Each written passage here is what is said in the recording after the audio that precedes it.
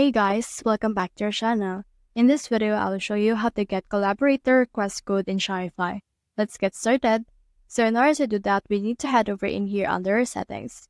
And then from in here, head over to users and permissions. And you should be able to see in here store owners, tab accounts, POS right here as well as collaborators.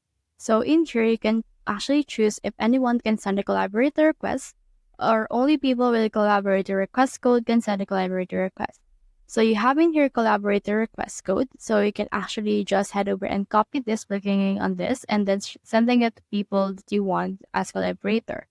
And you can also click on this generate right here and click on this generate code. And this will actually add in here a new code that we will actually be able to use in order to make this a request code for a collaborator access.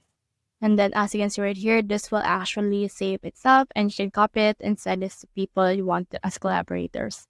So that's the whole process. If you have found this video helpful, simply leave a like below or subscribe because it helps reach more people. See you soon.